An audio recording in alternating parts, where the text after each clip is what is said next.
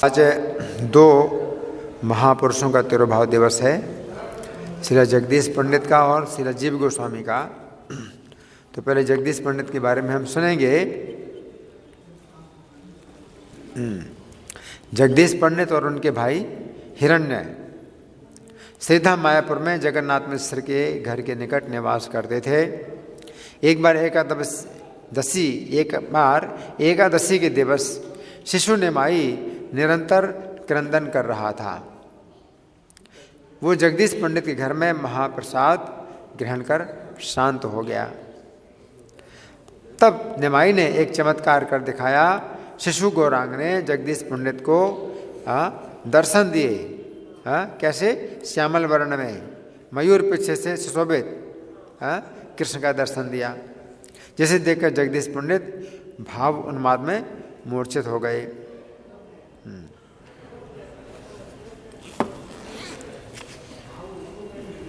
तो नित्य लीला में जगदीश पंडित यज्ञ पत्नी हैं।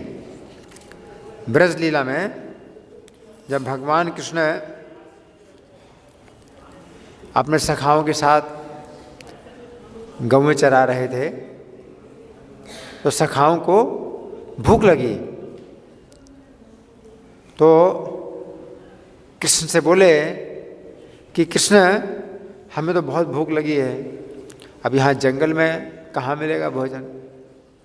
तो भगवान बोले कि देखो, यहाँ कुछ मथुरा के ब्राह्मण हैं, वो यज्ञ कर रहे हैं, तो उनको जाओ और हमारा नाम बताना, मेरा और बलराम जी का नाम बताना कि वो भूखे हैं, उनके लिए भोजन दो, अपने लिए नहीं मांगना, हमारे लिए मांगना। तो वो गए और ब्राह्मणों से कहा कि कृष्ण बलराम जो है भूखे हैं और वो आपसे भोजन मांग रहे हैं। तो ब्राह्मण चूँकि उतने सौभाग्यशाली नहीं थे कि कृष्ण बलराम की सेवा में वो भोजन दे सकें, तो वो अपने यज्ञ में लगे रहे कि यज्ञ में जब वो भोजन अर्पित हो जाएगा तब कहीं प्रसाद के रूप में दिया जाएगा। तो वो इस ज्ञान से वंचित रहे कि कृष्ण बलराम ही तो यज्ञों के ईश्वर हैं, और अगर वो मांग रहे हैं तो फिर यज्ञ करने की जरूरत ही क्या है, वो स्वयं भोजन मांग रहे हैं। लेकिन जो उनकी पत्नियां थीं, जब उनसे कहा कृष्ण के सखाओं ने, तो उन्होंने जो है अपना बड़ा सौभाग्य माना। तो अपने पतियों की आज्ञा के बिना ही उन्होंने थाल भर भर के भोजन और कृष्ण बलराम को देने के लिए आ गए। तो वो लीला जो है एक विशेष है, यज्ञ पत्नियों की ये विशेष सौभाग्य की बात थी कि उन्होंने अपने पतियों की आज्ञा के बिना ही कृष्ण बलराम को भोजन दिया। तो ये उनकी एक बहुत बड़ी परीक्षा हुई, जिसमें कि वो सफल हुई, और उनके पतियों ने भी उनको स्वीकार किया और अपनी निंदा की और उनकी प्रशंसा की। कृष्ण ने भी उनकी प्रशंसा की। तो ये ब्रज लीला में जो घटना हुई थी, उसी प्रकार की घटना नवद्वीप लीला में हुई। तो वही यज्ञ पत्नियां जगदीश पंडित और हिरण्य भागवत के रूप में प्रकट हुई। तो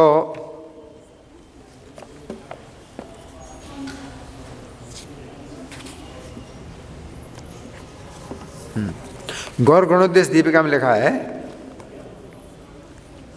अपरे यज्ञ पत्नियों श्री जगदीश हिरण्य को एकादश्याम ययोरन्नम प्रार्थयित्वा घसत प्रभु।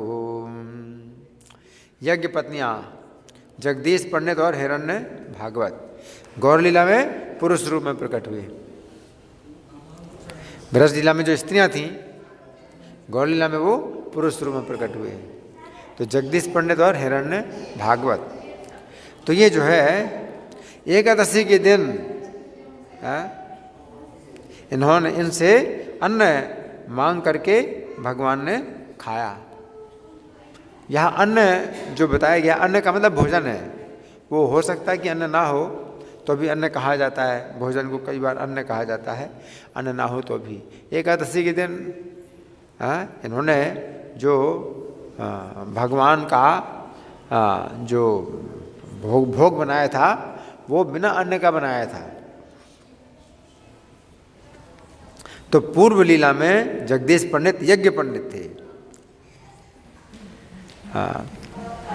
भगवान चैतन्य के पहले इनका आविर्भाव हुआ था। एक बार एकादशी के दिन जगदीश पंडित और हिरण्य पंडित ने नाना प्रकार के उपचारों द्वारा विष्णु का नैवेद्य प्रस्तुत किया। प्रभु उन दिनों शिशु थे। एकादशी के दिन जगदीश पंडित और हिरण्य भागवत दोनों ने अपने घर में क्या बनाया, एकादशी के कई व्यंजन बनाए। एकादशी को कई व्यंजन बनाए जिनमें अन्न नहीं हो, है ना, और विष्णु को जो है भोग लगाना था।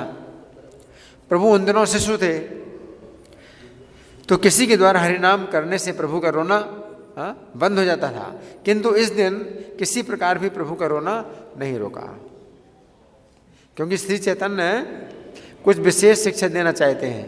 एकादशी के दिन अन्न नहीं खाना चाहिए, तो इसलिए रोते जा रहे हैं। छोटा सा बालक है, रोता जा रहा है। अनेक उपायों के पश्चात प्रभु बोले, जगदीश हिरण्य ने विष्णु नैवेद्य बनाया है, यदि मेरी प्राण रक्षा चाहो तो वही नैवेद्य मुझे ला करके दो। मेरे प्राणों की रक्षा अगर करना है तो वो नैवेद्य ला करके दो, क्योंकि वो नैवेद्य क्या है, बिना अन्न का है। तो भगवान ये बताना चाहते कि एकादशी के दिन आप चाहे खूब खाओ, लेकिन अन्न ना खाओ, है ना। और इनके घर में एकादशी नहीं मनाई जाती थी, है ना। तो ये जो है शिक्षा, और इसके लिए इतने रोए, हरिनाम से भी चुप नहीं होते। तो पहले हरिनाम से हमेशा चुप हो जाते थे, और हरिनाम का महात्म्य इस प्रकार से समझाया भगवान ने, हैं, कि हरिनाम अगर करें तो रोना बंद हो जाता था। लेकिन अब इसके साथ साथ एकादशी का भी कुछ नियम भगवान सिखाना चाहते हैं, तो इसलिए हरिनाम से भी चुप नहीं होते हैं। क्यों? क्योंकि उनको क्या खाना है, जो बिना अन्न का एकादशी को जो बना है वो खाना चाहते हैं, तो इसलिए चुप नहीं हो रहे हैं। और क्या कहा, मेरे प्राणों की रक्षा चाहो तो वही नैवेद्य मुझे ला कर दो। सभी ने सोचा क्या ये संभव है, जो हो जगदीश हिरण्य ने ये बात सुनकर सोचा। और जब उनसे कहा कि बालक निभाई मांग रहा है और रो रहा है, तो अब बड़ी दुविधा की बात है कि भगवान को भोग नहीं लगा तो कैसे दे दें बच्चे को। ये बच्चा रो रहा है, तो ये फिर परीक्षा हुई इनकी। जैसे पिछले ब्रज लीला में इनकी परीक्षा हुई कि एक तरफ पति हैं और वो यज्ञ कर रहे हैं, उनकी आज्ञा नहीं है कि कृष्ण बलराम को भोजन दिया जाए, और दूसरी तरफ कृष्ण बलराम भोजन मांग रहे हैं, वो भूखे हैं। तो उन्होंने क्या किया, पतियों की आज्ञा का उल्लंघन करके और कृष्ण बलराम को दिया। अब यहाँ भी वही स्थिति है, और वही यज्ञ पत्नियाँ ही हैं। अभी अपने घर में अर्चा विग्रह है विष्णु जी का, तो उनको भोग लगना है और बनाया है सब कुछ, और यहाँ निमाई बालक रो रहा है कि मुझे खाना है ना। तो क्या सोचने लगे, क्या सोचा, हमारे घर में विष्णु नैवेद्य तैयार हुआ, ये बालक इस शिशु ने कैसे जाने। सोच रहे हैं कि वो बालक जो है रो रहा है, जो हमारे घर में जो भोजन बना है उसके लिए रो रहा है, उसको कैसे पता चला कि हमने विष्णु का नैवेद्य बनाया है, उसे कैसे पता चला। और आज एकादशी के दिन है, उस बालक को कैसे पता चला। उसके घर में कोई एकादशी अगर नहीं मनाता है तो उस बालक को बोलता है आज एकादशी का दिन है, उन्होंने बनाया है।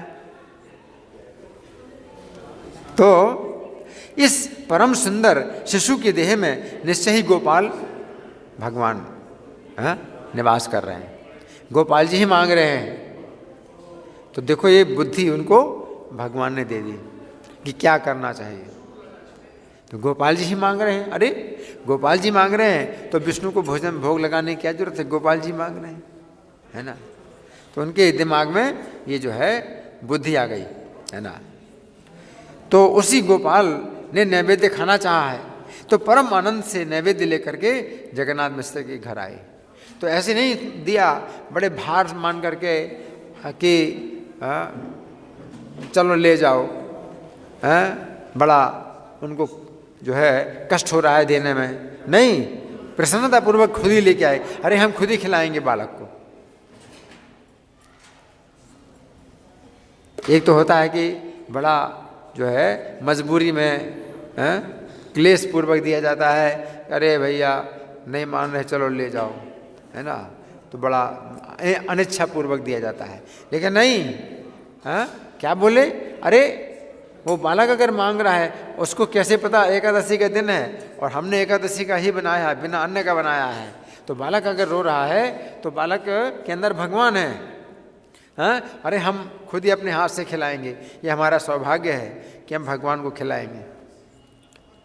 तो ले आए, और बालक जो है जब सब कुछ पूरा भोजन रख दिया, पूरा जितना था सब रख दिया, तब बालक जो है उसका रोना बंद हुआ, और फिर हंस हंस के खाता रहा बालक, और सब खाया, पूरा नैवेद्य खाया। जगन्नाथ मिश्र के घर में आए और शिशु को खिलाया, तो ये हिरण्य भी उनके साथ में है। जिनके नैवेद्य के लिए भगवान रोए, उनका कितना सौभाग्य है। जिनके हाथ का बनाया हुआ भोजन खाने के लिए भगवान रोए हैं, उनका कितना सौभाग्य है कि भगवान रोए हैं। और कैसे रोए कि मेरे प्राणों की रक्षा अगर करना चाहते तो मुझे खिलाओ, ऐसे भगवान रोए हैं। कितना सौभाग्य है उनका। और बुद्धि भी कैसी आ गई कि भगवान को भोग लगाए बिना खिलाया बालक को, है ना। तो ये जो है विशेष घटना है, तो इसको हम सुनेंगे चैतन्य भागवत के अंदर से।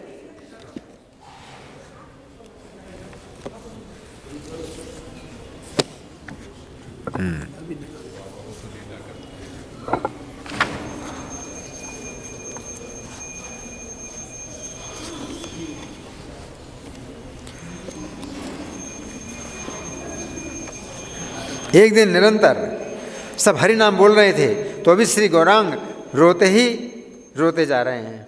सब कहने लगे, देखो बेटा निमाई, सुनो हम हरिनाम गाते हैं और तुम सुंदर नृत्य करो। किंतु वे किसी की बात नहीं सुन रहे हैं। आज पहली बार हुआ, इनके जीवन पहली घटना है कि आज क्या हो गया। हरिनाम में तो कभी ऐसा हो ही नहीं कि चुप ना हो,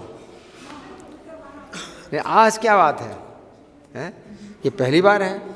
हरिनाम से भी चुप नहीं हो रहा है, रोते जा रहे हैं। सब पूछ रहे हैं, बेटा तू क्यों रो रहा है, बता सही, बोलो तुम क्या चाहते हो, वही वस्तु तुमको ला कर देंगे, तुम रो मत।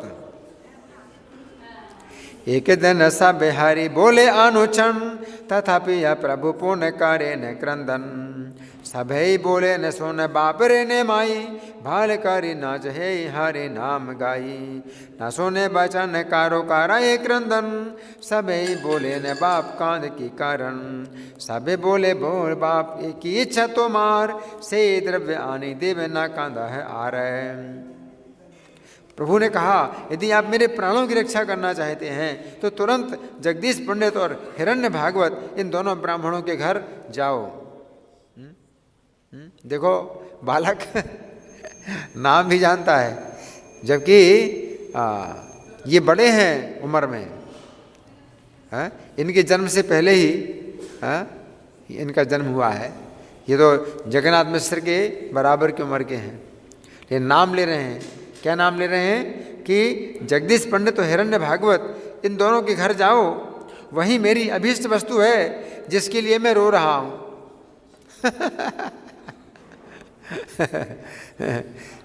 बालक को कैसे पता चल रहा है। आज एकादशी का दिन है, उन दोनों ने श्री कृष्ण के लिए भोग तैयार किया है। वो नैवेद्य यदि मैं खाने के लिए प्राप्त करूंगा तभी स्वस्थ हो सकता हूं, और नहीं तो मेरे प्राण निकल जाएंगे। मेरे प्राण निकल रहे हैं, जल्दी लाओ, मेरे लिए जल्दी लाओ। ये बात असंभव जानकर सची माता मन में बड़ी दुखी होकर के बोली कि कैसी बात कर रहा है। सची माता क्या सोचती हैं कि कैसी बात कर रहा है। देखो ऐसी बात कहेगा जो लोक और वेदों में नहीं है, हैं? भगवान को भोग लगाए बिना कैसे कोई खाएगा और कैसे कोई देगा।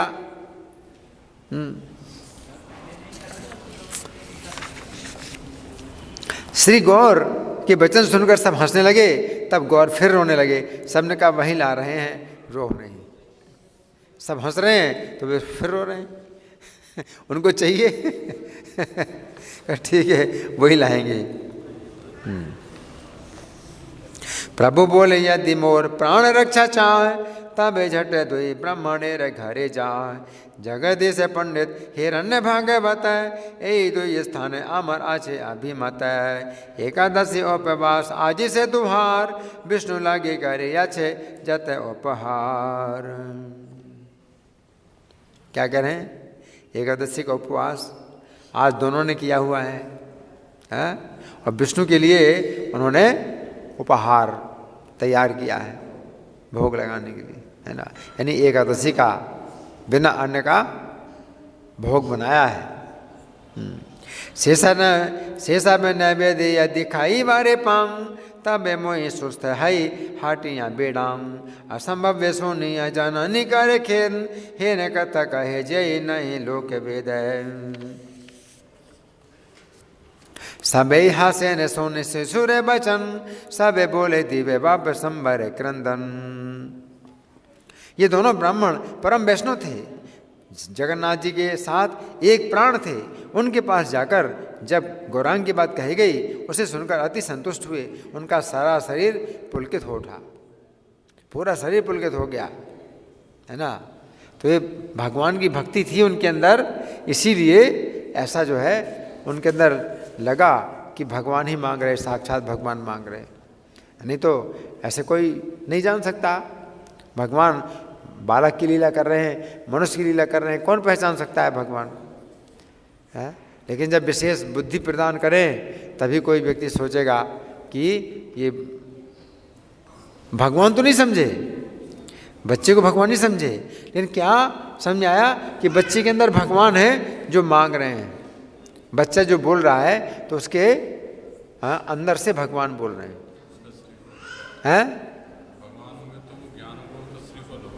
है?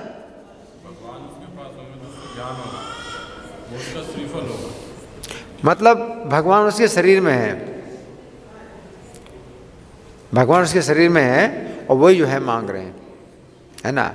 ये बालक को कुछ पता नहीं है, वो उनको मतलब स्नेह इसी तरह से बढ़ता है ना कि अगर उनको भगवान समझेंगे तो स्नेह कैसे करेंगे।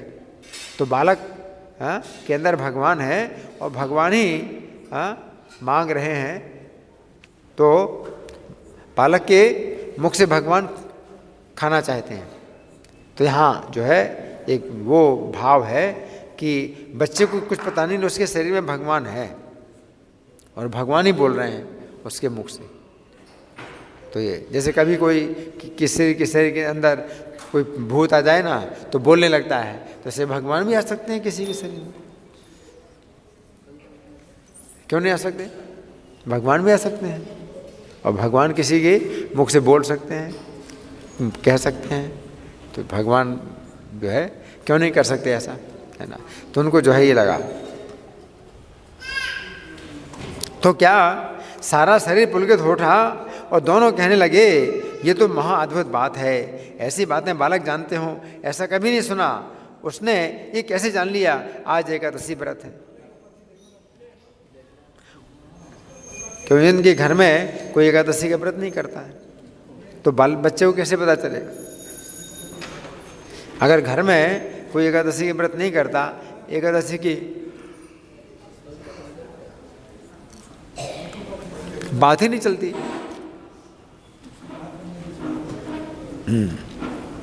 और फिर नैवेद्य बना रखा है, हमने नैवेद्य बनाए, ये उसको कैसे पता? दोनों बातें आश्चर्य।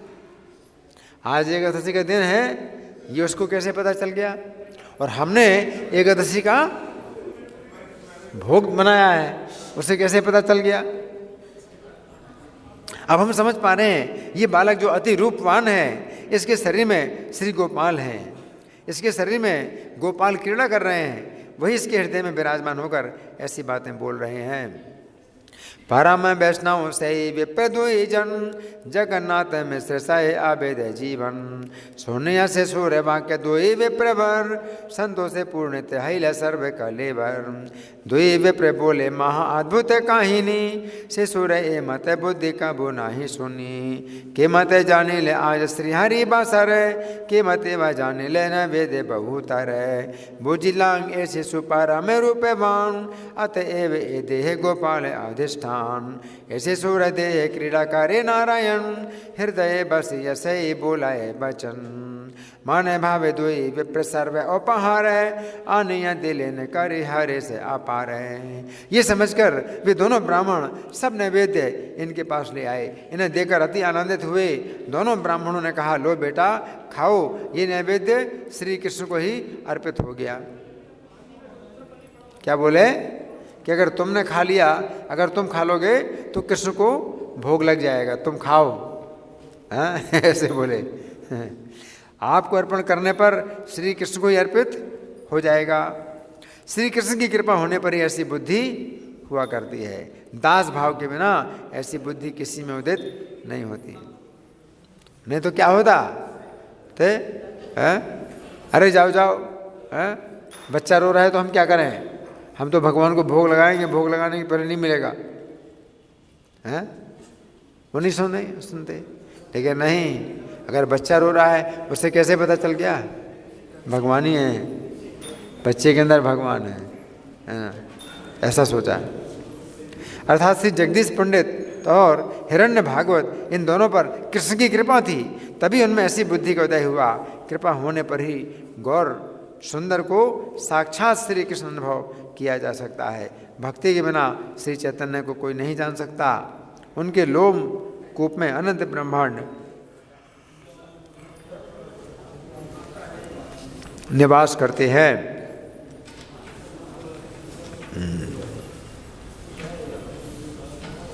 दुई विप्र बोले बाप खाओ उपहार, सकल कृष्ण साथ हाइले आमारे। कृष्ण के पहाइले ए मत बुद्धि है, दास बिनु अन्य ए बुद्धि कभू नए। चारे कृपा है ताने से जनाए, भक्ति बिना चैतन गोसाई नाए जानी। अनंत ब्रह्मांड जारे लो में कूपे सुनी।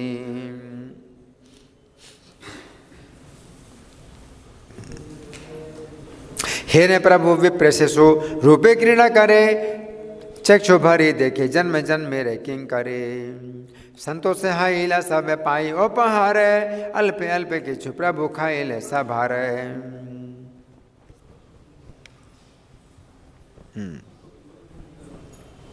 ऐसे सर्वेश्वर भगवान एक ब्राह्मण बालक के रूप में लीला कर रहे हैं। जो उनके जन्म जन्म के दास हैं, वही इन लीलाओं को नेत्रों से देख पाते हैं। नैवेद्य के पाने पर संतोष हुआ और थोड़ा थोड़ा करके गौर ने सब नैवेद्य खा लिया।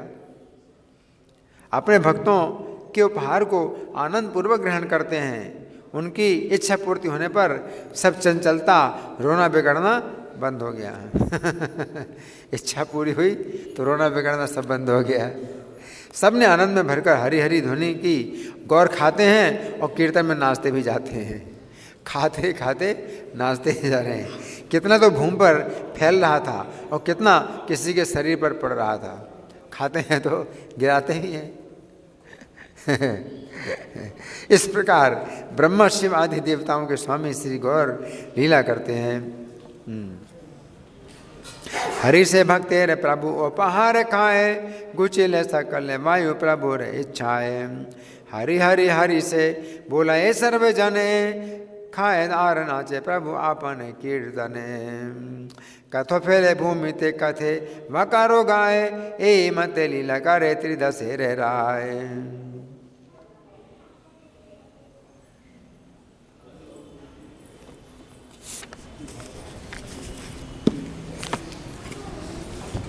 तो हमने अभी जगदीश पंडित के बारे में सुना। बहुत अद्भुत लीला। अब हम सुनेंगे श्री जीव गोस्वामी के बारे में। जीव गोस्वामी का तो बहुत विस्तृत चरित्र है, लेकिन जितना समय है हम उनके विषय में चर्चा करेंगे। जीव गोस्वामी 6 गोस्वामियों में से एक हैं और यहाँ 6 गोस्वामियों की मूर्तियाँ रखी हुई हैं, तो आज उनका दर्शन भी हो रहा है 6 गोस्वामियों का। ये जीव गोस्वामी कौन है? रूप गोस्वामी और सनातन गोस्वामी के भाई के लड़के। सबसे बड़े सनातन गोस्वामी, उनके बाद रूप गोस्वामी, उनके बाद अनुपम गोस्वामी। अनुपम गोस्वामी के पुत्र हैं ये जीव गोस्वामी। है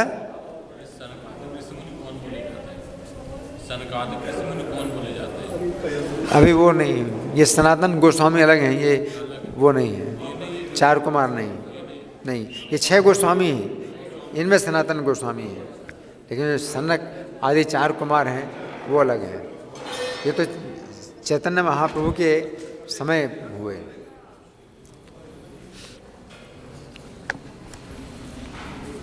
जीव गोस्वामी में महापुरुष के समस्त लक्षण थे। महापुरुष के शरीर के लक्षण बड़े प्रसिद्ध हैं, शास्त्रों में बताए गए हैं। जैसे कैसा? जो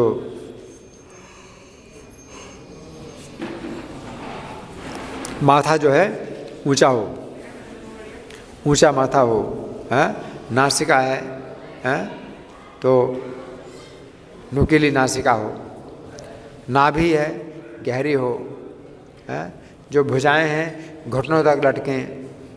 तो इस तरह से महापुरुष के कुछ लक्षण बताए गए शास्त्रों में, और जीव गोस्वामी के शरीर में सभी लक्षण थे महापुरुषों के। नेत्र कमल दल के समान, ये महापुरुष का लक्षण है। नेत्र कमल दल के समान, नासिका उठी हुई हो और ललाट विशाल है, वक्षस्थल भी चौड़ा हो, आजानुबाहु यानी हाथ घुटनों तक जाएं, और देह कैसा? उज्ज्वल सोने के सवार।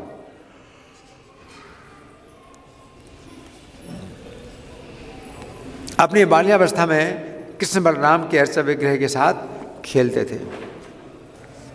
जब सोते थे तो कृष्ण बलराम के अर्चा विग्रह को अपनी छाती से लगा करके सोते थे। इतना प्रेम।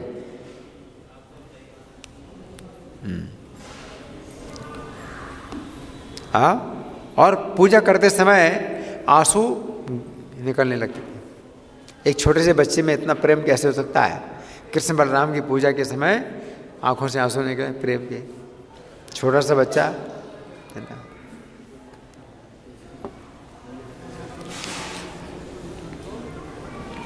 कृष्ण बलराम को वस्त्र अर्पण करते थे, चंदन अर्पण करते थे, फूल अर्पण करते थे, आभूषण पहनाते थे, स्वादिष्ट मिठाई अर्पण करने के बाद कुछ थोड़ा लेते थे और शेष महाप्रसाद अपने मित्रों को बांट देते। छोटा सा बालक है, सब कुछ करता है। कृष्ण बलराम के अर्चा विग्रहों को आभूषण पहनाना है, वस्त्र पहनाना है, स्नान कराना है, भोग लगाना है, सब कुछ कर दे। छोटे से बालक। प्रारंभ से ही जीव अन्य जीवों के प्रति अपनी दया दर्शाने लगे। कृष्ण बलराम के प्रति इतने आसक्त थे कि सोते समय अपने अर्चा विग्रहों को आलिंगनबद्ध करके ही सोते थे। माता पिता सोचते थे कि बच्चे क्या खेल है, लेकिन इनका तो प्रेम बहुत गहरा था। माता पिता कैसे सोचते हैं कि चलो बच्चे का एक स्वभाव है या जिद है, तो कृष्ण बलराम के अर्चा विग्रह को अपनी छाती से लगा के सोते हैं, है ना। माता पिता नहीं समझ पाए कि कितना गहरा भाव है। किंतु गांव के लोग कृष्ण बलराम के प्रति जीव के प्रेम का दर्शन करके बहुत प्रफुल्लित होते थे। इतना छोटा बच्चा कृष्ण बलराम के अर्चा विग्रहों में कितनी आसक्ति है। पाठशाला में बहुत जल्दी इन्होंने सीख लिए, शास्त्रों को सीख लिया, संस्कृत, व्याकरण, काव्य, न्याय, दर्शन सब कुछ सीख लिया। और श्रीमद् भागवत इनके जीवन को प्राण देता था। जीवन में जो है इनके जीवन को और जीवन प्राप्त होता था श्रीमद् भागवत पढ़ करके। कृष्ण कथा इनको आनंद से पूर्ण कर देती थी। कोई भी इनसे श्री कृष्ण के अतिरिक्त अन्य के विषय, किसी विषय में वार्तालाप करने का साहस नहीं करता था। इतना तेज था, इस बालक में इतना तेज था कि कोई व्यक्ति कृष्ण कथा के अलावा कोई दूसरी बात कर ही नहीं सकता। छोटे से बच्चे में इतना तेज कि अगर कोई दूसरी बात करे तो उसे खुद ही डर पैदा होगा कि मैं कुछ अन्याय कर रहा हूँ। कृष्ण कथा के अलावा कोई बात नहीं कर सकता था इनसे। इन्होंने नित्यानंद प्रभु के संग नवद्वीप धाम का भ्रमण किया। जब ये इनका जब जन्म हुआ था तो चैतन्य महाप्रभु थे उस समय, लेकिन इनके बचपन की अवस्था में ही चैतन्य महाप्रभु अपनी लीलाएं समाप्त करके चले गए और नित्यानंद प्रभु थे। तो नित्यानंद प्रभु का इनको दर्शन हुआ और नित्यानंद प्रभु ने इनको नवद्वीप धाम के दर्शन कराए, सब स्थानों के, यानी परिक्रमा कराई। नवद्वीप धाम में श्री चैतन्य की कहाँ पर कैसी लीलाएं हुई हैं दर्शन कराया और दिखाया, बताया कि यहाँ पर भगवान ने ये लीला करी, यहाँ ये लीला करी। किसने? नित्यानंद प्रभु ने स्वयं। भगवान नित्यानंद प्रभु स्वयं अगर चैतन्य की लीला के स्थान दिखाएं तो सोचिए कितने सौभाग्य की बात है। नित्यानंद भगवान जो है स्वयं इनको परिक्रमा में ले गए, नवद्वीप मंडल परिक्रमा कराई। वाराणसी में संस्कृत का अध्ययन किया और फिर वृंदावन में आ गए। रूप गोस्वामी का चरण प्रक्षालन करना, रूप गोस्वामी की सेवा में लग गए और बहुत विद्वान, लेकिन रूप गोस्वामी की सेवा करते हैं कैसे? तुच्छ सेवक की तरह। कोई विद्वान हो जाता है ना तो उसको क्या लगता है कि मैं ये नीच सेवा क्यों करूं, मैं तो इतना बड़ा विद्वान हूं। जीव गोस्वामी के अंदर ये भाव नहीं है, बहुत विद्वान, लेकिन रूप गोस्वामी के पैरों को धोना और पांडुलिपियां तैयार करना, रूप गोस्वामी ने जो कुछ लिखा उसकी और कॉपी बनाना। उन दोनों टाइपिंग नहीं होती थी ना, हाथ से लिखना होता था। तो रूप गोस्वामी ने जो कुछ लिखा है उसको हाथ से और कॉपी तैयार करना।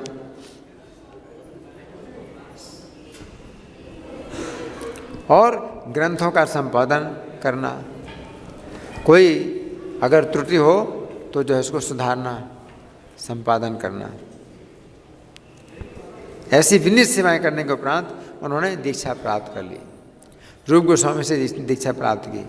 एक बार एक वृद्ध वैष्णव वल्लभाचार्य ने श्री रूप गोस्वामी की रचनाओं के विषय में विचार प्रकट किए। रूप गोस्वामी ने एक श्लोक लिखा, भक्ति रसामृत सिंधु में वो एक श्लोक उन्होंने लिखा था कि भुक्ति मुक्ति स्पृहा यावत पिशाची हृदय वर्तते। भुक्ति और मुक्ति की जो कामना है वो पिशाची है, जब तक हृदय में है तब तक भक्ति रस का उदय कैसे हो सकता है। तो वल्लभाचार्य ने ये सोचा कि रूप गोस्वामी ने भुक्ति और मुक्ति को पिशाची कहा है, तो उन्होंने कहा कि ये तो ठीक नहीं है, आपने श्लोक में भुक्ति मुक्ति को पिशाची कहा है। तो रूप गोस्वामी तो ने स्वीकार कर लिया अपनी गलती, लेकिन जीव गोस्वामी ने बाद में जब वो यमुना जी में स्नान करने के लिए गए वल्लभाचार्य, तो जीव गोस्वामी को अवसर मिला तो उन्होंने कहा कि आपने हमारे गुरु महाराज के श्लोक में जो कमी बताई है वो उसमें कमी तो नहीं है, क्योंकि उन्होंने भुक्ति मुक्ति को पिशाची नहीं कहा है, भुक्ति मुक्ति की इच्छा को पिशाची कहा है। तो वल्लभाचार्य ने कहा कि हाँ बिल्कुल सही है, मैंने गलती कर दी। रूप गोस्वामी ने तो बिल्कुल सही श्लोक लिखा है। और रूप गोस्वामी के पास आए और बोले कि आपके साथ में जो बालक है ये तो बहुत विद्वान है, और इसने मुझे बताया तो मुझे समझ में आया कि आपने श्लोक बिल्कुल सही बनाया है, आपके श्लोक में कोई गलती नहीं है। लेकिन रूप गोस्वामी ने जीव गोस्वामी को डांटा कि तुम उनको तुम कैसे टोकते हो, बहुत बड़े आचार्य हैं, संप्रदाय के आचार्य हैं, वल्लभ संप्रदाय उनके द्वारा जो है शुरू हुआ है वल्लभ संप्रदाय। तो वल्लभाचार्य और चैतन्य महाप्रभु के साथ जो है मतलब कई बार मिले, तो बराबर का संबंध था चैतन्य महाप्रभु के साथ में। तो रूप गोस्वामी ने वल्लभाचार्य के गौरव को मान करके उनकी बात का खंडन नहीं किया। वल्लभाचार्य ने रूप गोस्वामी के श्लोक में गलती बता दी तो रूप गोस्वामी ने स्वीकार कर लिया। जीव गोस्वामी ने जब कहा कि आपने ये सही नहीं बोला है, तो जीव गोस्वामी की भी गलती नहीं थी, क्योंकि अपने गुरु के पक्ष में बोलना अपने शिष्य का कर्तव्य है, तो कोई गलती नहीं की। लेकिन रूप गोस्वामी ने उसको जो है काफ़ी बड़ी गलती मान करके उनको त्याग दिया कि तुम चले जाओ, वृंदावन से बाहर चले जाओ। और जीव गोस्वामी वृंदावन से बाहर चले गए तो फिर कुछ मांगते भी नहीं थे और शरीर त्यागने की तैयारी करने लगे। तो जमुना जी की जो मिट्टी है वही पानी में घोल करके पी लेते, क्या होगा, मर जाएगा आदमी। जमुना जी की मिट्टी पानी में घोल करके पीने का मतलब क्या है, मृत्यु। और ये बिल्कुल मृत्यु के निकट पहुंच गए। और सनातन गोस्वामी जब भिक्षा मांगते हुए किसी माता जी के घर में जब खड़े हुए और बोले माता जी भिक्षा दीजिए, तो वो जो है घर के काम में लगी थी। तो सनातन गोस्वामी को लगा कि शायद भूल गई, मैं खड़ा हूँ यहाँ तो मुझे भिक्षा देना भूल गई है। तो बोले माता जी भिक्षा तो दो। तो वो बोली कि बाबा तुझे सब्र नहीं है, और एक तो बाबा ऐसा है जो कि कुछ मांगता नहीं है, पड़ा रहता है, एक गड्ढा है वहीं पर पड़ा हुआ है। तो सनातन गोस्वामी बोले कि माता जी कौन है वो जो गड्ढे में पड़ा हुआ है।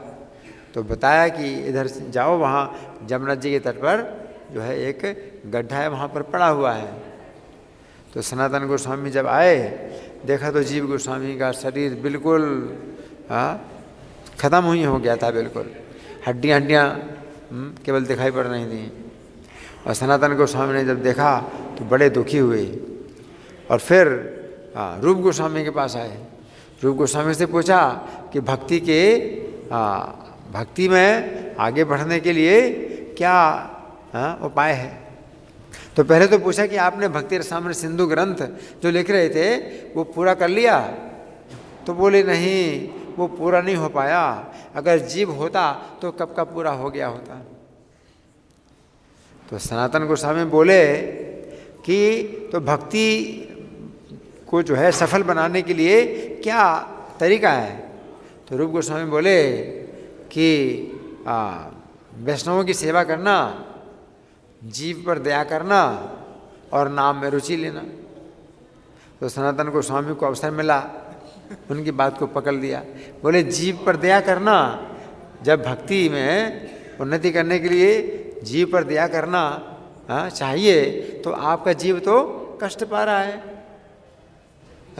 तो कैसे आप भक्ति में आगे बढ़ेंगे। तो भक्ति रसामृत सिंधु ग्रंथ आप कैसे लिख पाएंगे। रूप गोस्वामी को जब पता चला तो उन्होंने बुलवाया, जीव गोस्वामी की चिकित्सा कराई, जीव गोस्वामी के प्राणों की रक्षा हुई, है ना। और आगे चल करके रूप गोस्वामी ने जीव गोस्वामी को राधा दामोदर का जो है बड़ा सुंदर विग्रह अपने हाथ से बना करके दिया, जो इस समय जयपुर में है।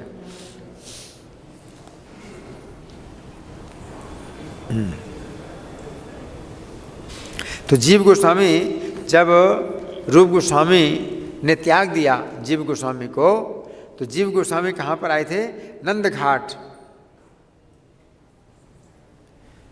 में मगरमच्छ के गड्ढे में रहते थे।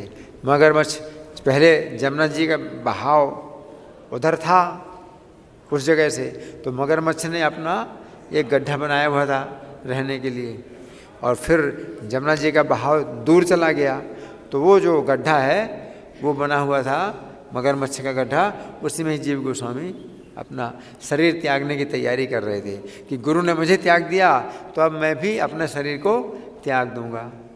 इस प्रकार से जीव गोस्वामी की फिर रक्षा हुई। भिक्षा में प्राप्त गेहूं के आटे को यमुना के जल में मिलाकर ग्रहण करते हुए जीवित रह रहे थे।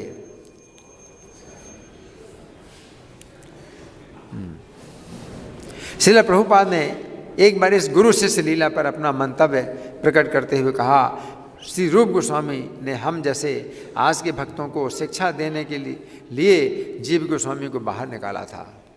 तो प्रभुपाद ने कहा कि रूप गोस्वामी ने जो ये व्यवहार किया जीव गोस्वामी के साथ, तो देखने में तो बड़ा अनुचित लगता है कि जीव गोस्वामी रूप गोस्वामी के पक्ष में ही वल्लभाचार्य को बता रहे थे कि रूप गोस्वामी ने श्लोक लिखा वो सही लिखा, और वल्लभाचार्य स्वयं प्रसन्न हुए जीव गोस्वामी से, जीव गोस्वामी की प्रशंसा की, शिकायत तो नहीं की जीव गोस्वामी की।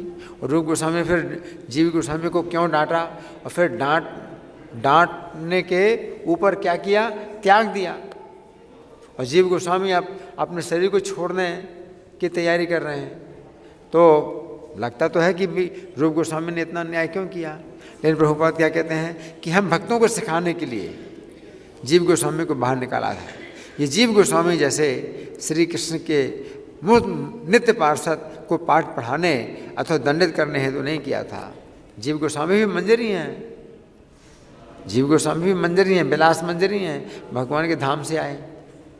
रूप गोस्वामी भी रूप मंजरी हैं। तो ऐसा व्यवहार रूप गोस्वामी ने क्यों किया जीव गोस्वामी के साथ? तो जीव गोस्वामी को सिखाने के लिए नहीं, बल्कि ये कि भक्त को अपनी जिह्वा और वाणी के वेग को सहन करना चाहिए, सदैव विनम्र रहना चाहिए। अगर कुछ बड़े लोग अन्याय भी कर दें तो भी उनके अन्याय को सहन करना और उनसे मतलब बहस नहीं करना, तो ये एक बहुत बड़ी शिक्षा है। जीव गोस्वामी बहस कर सकते थे कि आप मेरे साथ इतना कठोर व्यवहार क्यों कर रहे हैं, मैंने तो आपके ही पक्ष में बोला था। और वो वल्लभाचार्य तो मेरे से प्रसन्न है और प्रसन्न होकर के ही आपको बता रहे हैं। लेकिन जीव गोस्वामी ने बहस नहीं की रूप गोस्वामी से, अपने को अपराधी मान लिया। रूप गोस्वामी ने कहा तो मैंने बहुत अपराध किया है, तो जीव गोस्वामी ने अपने को अपराधी मान लिया। रूप गोस्वामी और सनातन गोस्वामी के तिरुभाव के बाद जीव गोस्वामी नवद्वीप, वृंदावन और जगन्नाथपुरी के समस्त वैष्णवों के आचार्य बने। कहाँ के? जितने भी गौड़ी वैष्णव वृंदावन में रहते थे और जगन्नाथपुरी में रहते थे और नवद्वीप में रहते थे। 3 स्थान गौड़ी वैष्णवों के 3 स्थान हैं, जगन्नाथपुरी में, वृंदावन में और नवद्वीप में। तो तीनों स्थानों में जो गौड़ी वैष्णव रहते थे उन सब के पथ प्रदर्शक जीव गोस्वामी थे, आचार्य थे। यद्यपि ये सर्वमान्य अग्रणी थे, ये सर्वदा समस्त जीवों के विनीत सेवक के समान व्यवहार करते थे। जब भी बंगाली वैष्णव वृंदावन की यात्रा हेतु आते, ये प्रेम पूर्वक उनका स्वागत करते, उनके लिए सुखकर निवास कक्ष और प्रसाद का प्रबंध करते थे। बंगाल से कोई वैष्णव आए तो वृंदावन में उनके ठहरने की व्यवस्था, भोजन की व्यवस्था सब जीव गोस्वामी करते थे। और ब्रजमंडल परिक्रमा पर उन्हें ले जाते थे। ब्रजमंडल की परिक्रमा भी कराते हैं जीव गोस्वामी। जीव गोस्वामी को पता था कि कौन से स्थान में भगवान कृष्ण की कौन सी लीलाएं हुई हैं, तो ब्रजमंडल परिक्रमा कराते थे। एक प्रकांड संस्कृत विद्वान जीव गोस्वामी अपने मन में संस्कृत श्लोक रचते और बिना कोई परिवर्तन किए उसे लिख देते थे। श्लोक बनाना बड़ा मुश्किल होता है। श्लोक की रचना करना बहुत मुश्किल है। क्यों? क्योंकि प्रत्येक श्लोक में 32 अक्षर होने चाहिए और 4 पद होते हैं और प्रत्येक पद में 8 अक्षर होने चाहिए। इसलिए कोई व्यक्ति अगर श्लोक बनाता है तो उसको लिखना पड़ता है और लिख करके फिर काटना, फिर लिखना, फिर काटना, फिर लिखना, बड़ी मुश्किल से श्लोक बनते हैं क्योंकि अक्षरों की संख्या भी 4 पदों में 8-8 अक्षर होने चाहिए। कितना मुश्किल है। लेकिन जीव गोस्वामी अपने मन में ही श्लोक लिख लेते थे और जब उनके मन में श्लोक बन जाता था और जब लिखते थे तो उसमें कोई सुधार नहीं होता। फाइनल प्रूफ,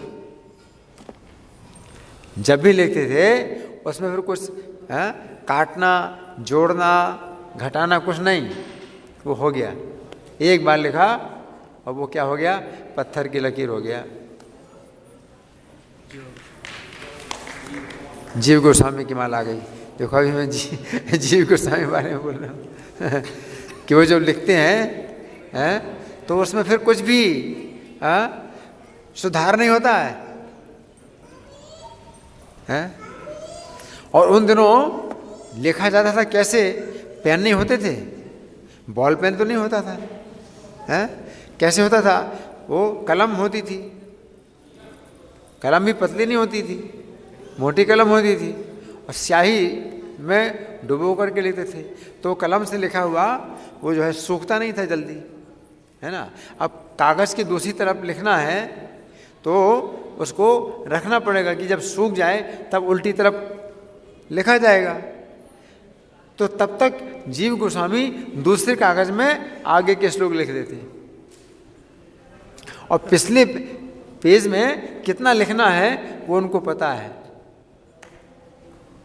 और जब अब ये सूखने के लिए रख दिया तब तक वो कागज़ सूख गया तो वो पीछे का जो है जो लिखना था वो उसमें लिख रहे हैं। कोई सोच नहीं सकता है। कंप्यूटर्स जैसा दिमाग, कंप्यूटर की तरह दिमाग, उस कागज़ में कितना लिखना है, कितना सामग्री आएगी, वो पीछे के तरफ वो इनको बना लिया उन्होंने अपने दिमाग में और आगे का कागज़ में वो आगे का लिख रहे हैं और जब सूख जाए तो पीछे उसके फिर वो लिख रहे हैं। इस तरह से लिख रहे हैं और कोई सुधार नहीं, सब कुछ ज्यों का त्यों, ऐसा जो है इनका है।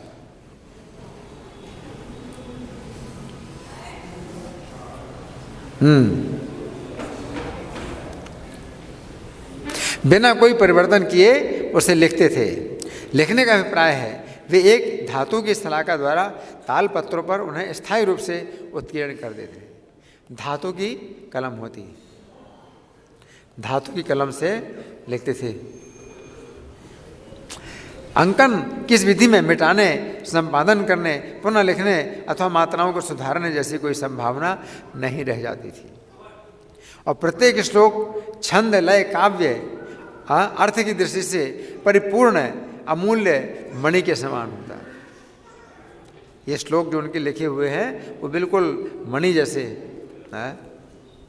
श्लोक होते हैं। भारतीय इतिहास के महानतम दार्शनिक, प्रभुपाद ने कहा कि इतना बड़ा जो दार्शनिक है पूरे विश्व के इतिहास में नहीं हुआ है।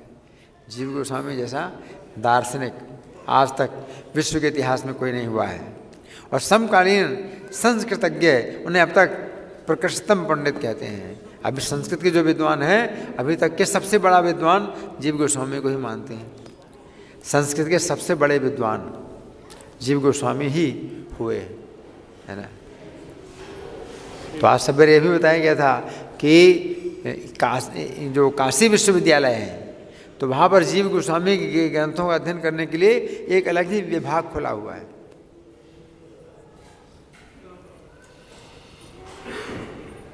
जीव गोस्वामी के ग्रंथों का अध्ययन करने के लिए एक अलग ही डिपार्टमेंट है ना, अभी भी। जीव गोस्वामी गोस्वामियों में सबसे छोटे थे लेकिन सबसे बड़े रचनात्मक लेखक थे।